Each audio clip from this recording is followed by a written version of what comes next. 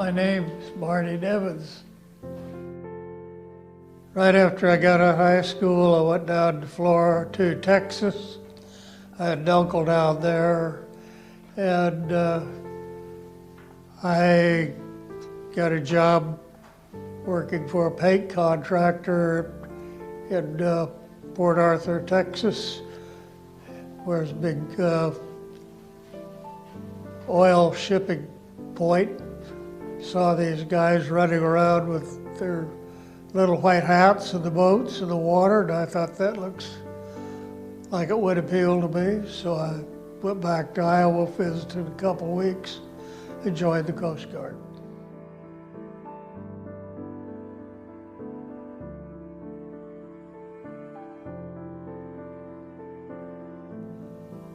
After boot camp, I went down to San Francisco. And the rather stagey facility on Treasure Island. That's where I was when the Japs bombed Pearl Harbor. I joined in September of 1941, and so I went through boot camp, still non-war, but after I got to San Francisco, that's when the war broke out. Well, I felt like everybody else, and I think not really surprised. We knew it was going to happen, but we didn't know how. But we were preparing for war, we knew it.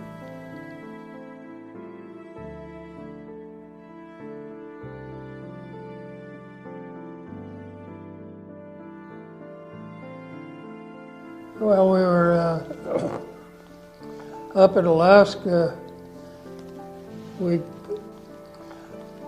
It's not broadcast very much in your news or anything, but the Japanese landed on one of the Aleutian Islands. They had a ferry there. Didn't work out. They were trying to get them off. They got them off by submarine, but we were out there. That's when I was on the Bittersweet, patrolling back and forth. We never saw them come in.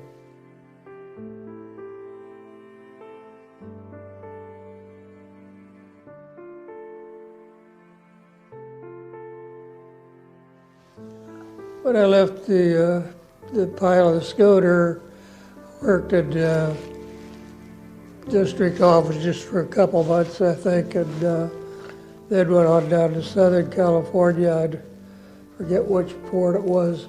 I got on the Escanaba. We took the shakedown cruise. She was just coming out of the port. And then I made, I think, 2 cruises out on patrol.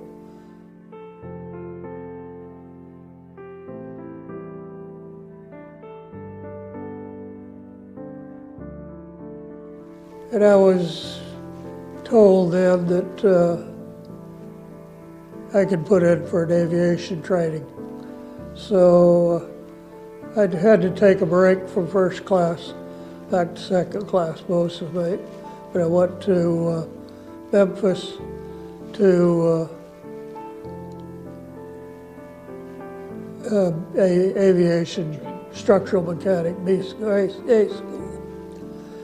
Oh, worked on, I saw the old PBYs go out, so flew and maintained PBMs.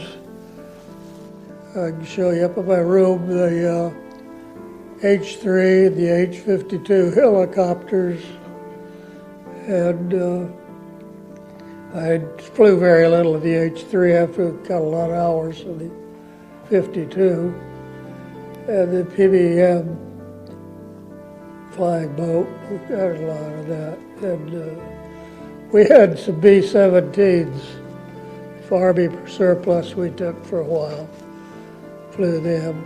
I flew, that was on the B-17 when they had the boats underneath, hit the bomb release. We had it hooked into the bomb rack when it was the old bomber. And you could hit the bomb release and go out, and then parachutes would open and drop it on down. I never flew a lot in the airplane, but I never saw it drop.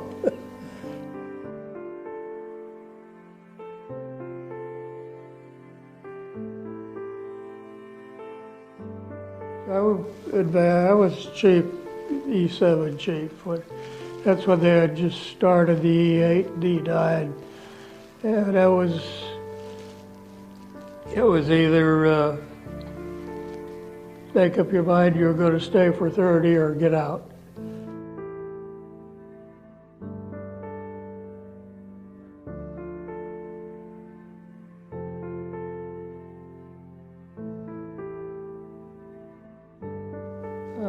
A commander I knew at the base called me and said, "Hey, there's an opening out here in civil service.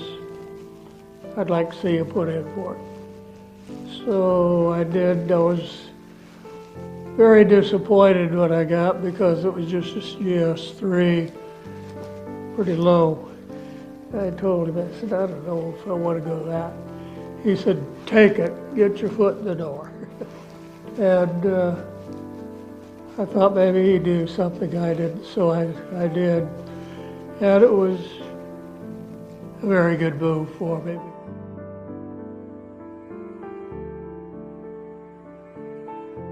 Take every day as it comes and make the best of it. They're not all going to be good.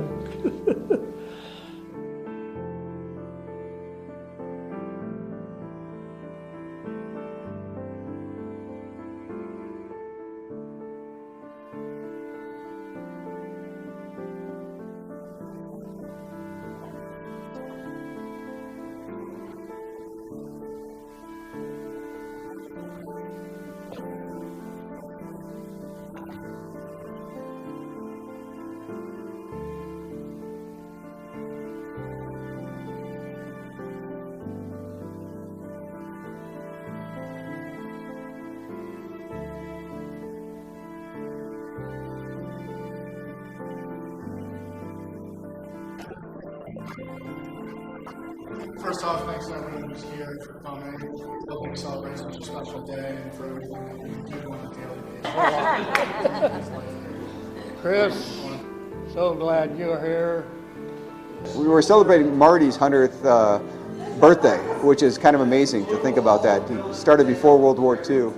Present you with a plaque as a founding member of this organization, this facility, and say thank you for everything you've done for us and what you've done for this country, and lastly, happy birthday, sir.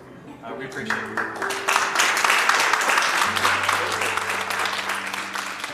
So Marty helped build this place. Back in the early 80s, the Chiefs decided to come out here under the CPOA and bought this old printing press and turned it into the CPOA Elizabeth City's building.